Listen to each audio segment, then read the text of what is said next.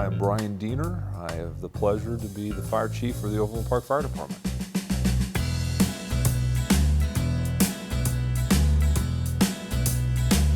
I went to go get a basketball physical, and a wrestler went with me, and my doctor, she talked us in to join the fire department. He is now the director of the Topeka Zoo, and I'm in my spot. So that's how we got in. It was a volunteer department.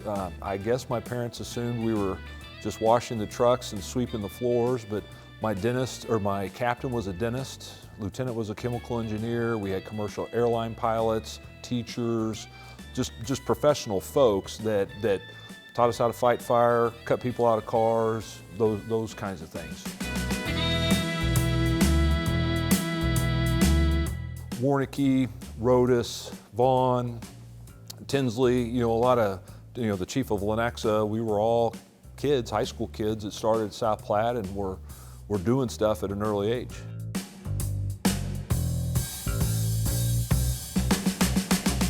When I joined the Overland Park, I had been with South Platte, and then when I was at Mizzou, I was with Boone County Fire. Boone County is one of the largest volunteer departments in the country. I'd respond from the fraternity house, run calls. My captain was a forestry professor, Dr. Cutter, and so just had great mentors with that.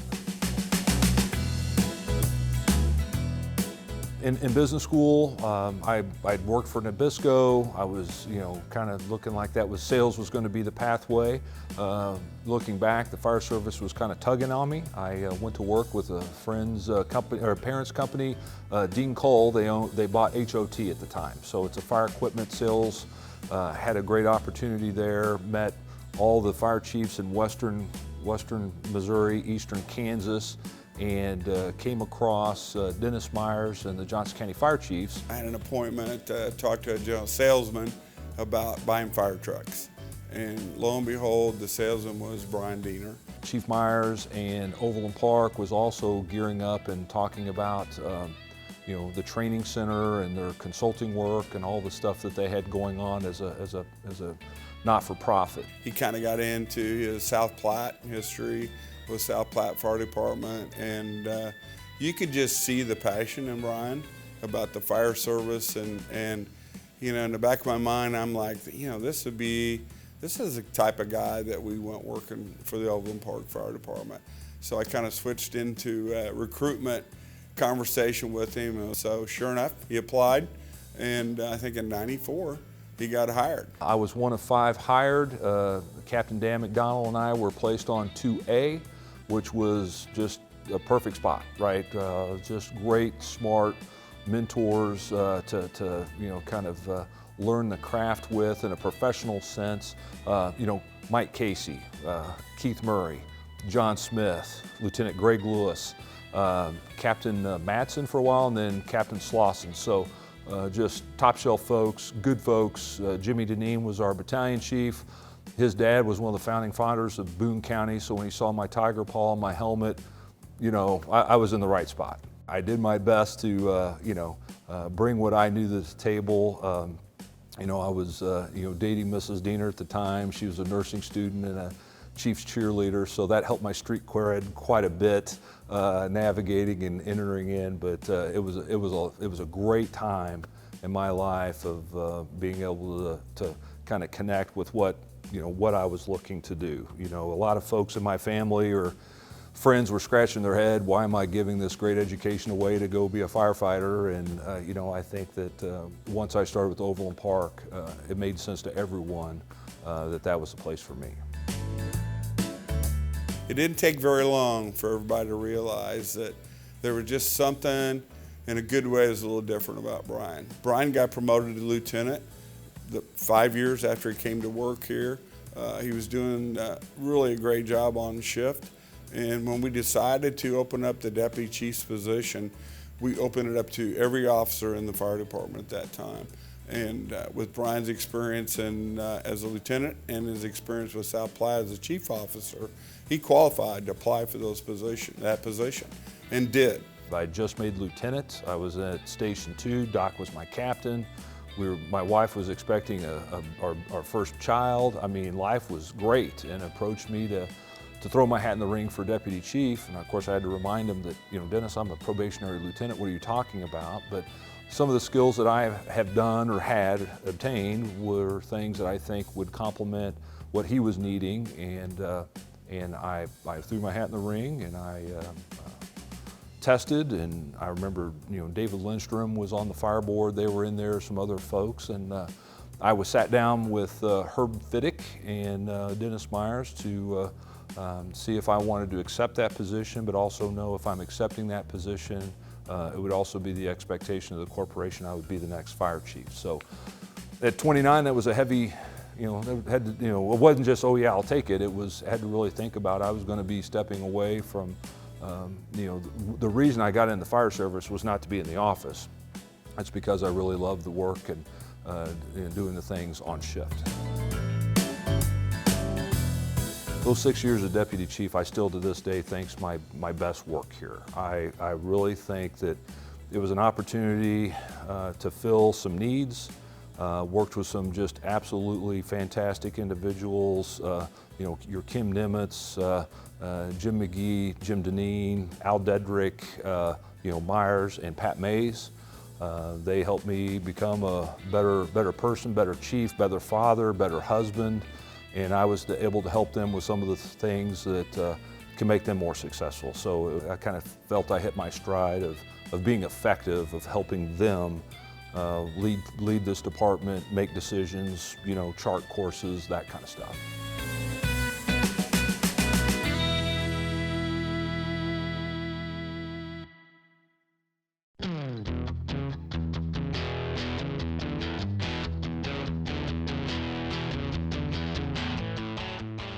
I was an assistant city manager in 2003, and we were tasked with finding a way to successfully merge the original Overland Park Fire Department that was a private entity to become a department of the city. Looking back now, it didn't take us long to realize how much value came with having the full strength of a high-functioning city. So your law department, HR department, city manager's office, public works, fixing our stuff and those types of things, IT, police department, they all made us better. His ability to build relationships, find common ground, really, it's hard to quantify that kind of skill and that kind of ability because it's rare. And I think that really his leadership style made it possible to do what many people probably thought wasn't going to really happen. We have been blessed that we partnered with a city that has so many resources to make us better, and couldn't imagine being as successful without them.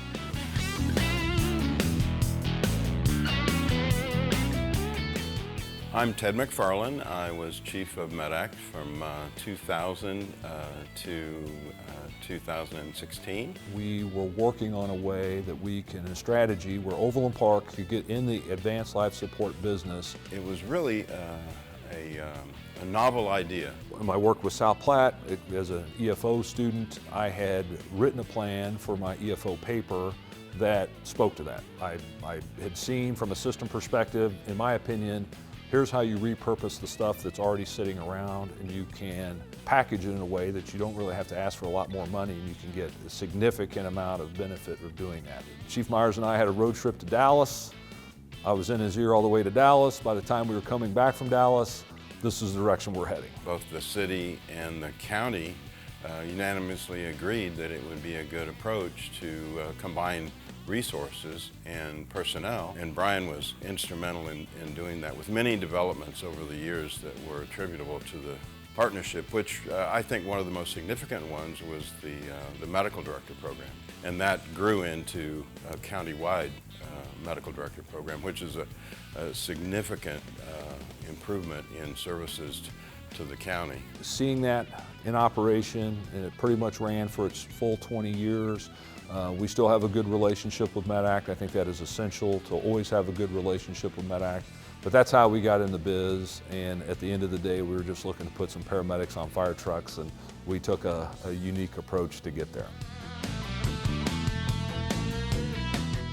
I'm Bob Pape. I'm the retired fire chief for the Merriam Fire Department, and currently I serve as the mayor of the city of Merriam. Former county manager Mike Press asked me to lunch, and we talked about various things, but he brought that topic up. When I got ready to retire, we looked at what the possibilities were, either staying as the Merriam Fire Department or maybe contracting with Consolidated Fire District 2 or maybe the Overland Park Fire Department. Overland Park was very interested in serving the northern tip of Overland Park that we paid another fire department a contract on, and we were interested in getting ALS service to the north end. We were interested in advanced life support, and that was one of the things that Overland Park brought to the table that the district didn't have at the time. It didn't take very many meetings to realize this was two willing parties, and we're all going to benefit from that, so the steam behind it happened pretty quick. We were going to save about $500,000 over a 10-year contract. It turns out that the city of Overland Park was going to save about $1 million because that was going to provide service to the north end of Overland Park that they wouldn't have to contract with the district anymore. I think Chief Dehner, I learned at least that he was a man of his word. Everything that we talked about and agreed to actually came to fruition. From a political, administrative sense, it's going fantastic. I always challenge them, hey, go talk to someone who changed their uniform, right? Go talk to someone that has now been with us nearly 10 years, some of which have been promoted. I hope you look at them and say, hey, everything that I was promised was delivered on.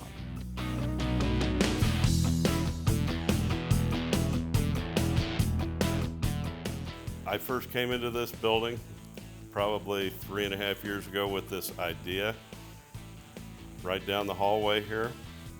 And he wasn't expecting it. He thought I was there to talk about something else, and I dropped this idea in his lap. The county knocked on our door. Fire Chief Jim Francis and County Manager Penny Postoke came to meet with Bill Ebel and myself to talk about and lay their cards on the table of what their futuristic view of fire service in southern Johnson County looked like.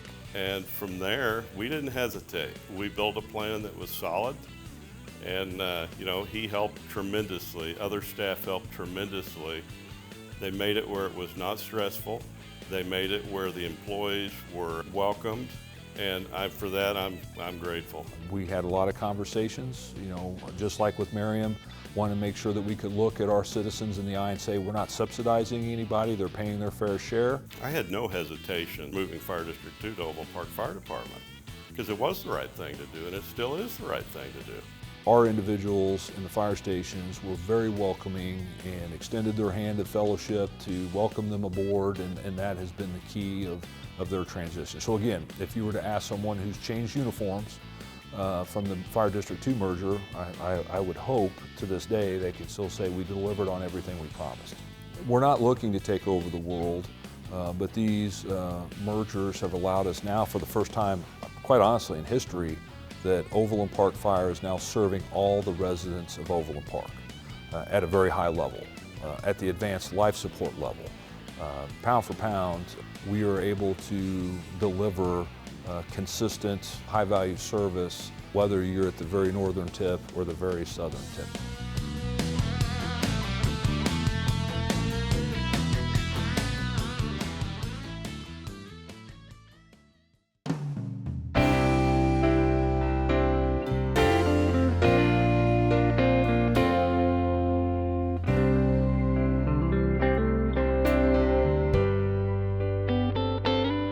One of my favorite things about Chief Dehner and the Overland Park Fire Department is innovation. The chief identified that it was a challenge rolling a large fire apparatus to senior living facilities and the volume of calls that we were having around 103rd and College Boulevard corridors. So he had this crazy idea, why don't we just buy a single family house, put a squad in there that's located close to where all these calls are happening, with the end in mind that we are serving the residents of Overland Park. And how can we do that best? How can we save lives? How can we get there quicker? Our superintendent at the time, Dr. Todd White, came to me and said, hey, I think I have a deal for you. The fire department, Overland Park Fire Department, has approached us about putting a station on Blue Valley Southwest Aubrey Bend campus that we have. And I know that you have been investigating some career technical opportunities for students, and fire science was one of those options. That's how the partnership began. I have conversations with all kinds of different entities in my career, and it doesn't really come to fruition. This did, and I think this came to fruition, and fairly quickly, honestly, because Chief Dehner was so supportive of it, and because of that, every single other person that you met with in the fire department was supportive of it as well. I firmly believe that very soon there's going to be an employee of the Overland Park Fire Department that started in our program, and it's going to save a life. With the 9/11 memorial, I read about it in the paper, and I think it was on TV also. I said, well, if I could help at all, let me know. And he says, we're having a meeting, come on over. I remember the chief turned to me and said, Mike, what should we do? The chief made a decision that it is apolitical. It is not something where people are allowed to come, put their soapbox up. It is all about the moment, that day, those people who gave their lives. And I think that is something that is so important. I don't know if that would have happened without Chief being there. Bryan and I, as a team, taking on the initiatives and challenges that we saw needed to happen in fire service, both here in the city and in the region, withstood a lot of criticism at times, and a lot of skepticism and a lot of angst. I wouldn't want any other fire chief working by my side together than Bryan.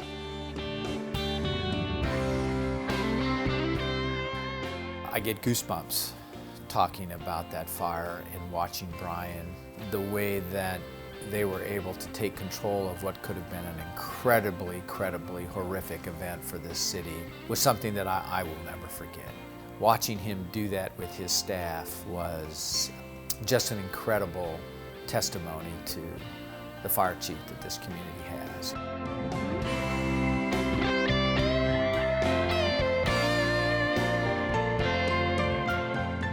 So I think Chief Dehner is an example for all of us in what public service is supposed to look like, what we want it to look like. I see the group of fire chiefs that we have now, I think there's 8 or 9 of us because of consolidation. They look up to Bryan.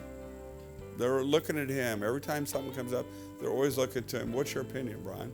And the fact is, Overland Park's the largest fire department in the county, more calls than anybody else. He's just a leader. He's a leader in that group of people also.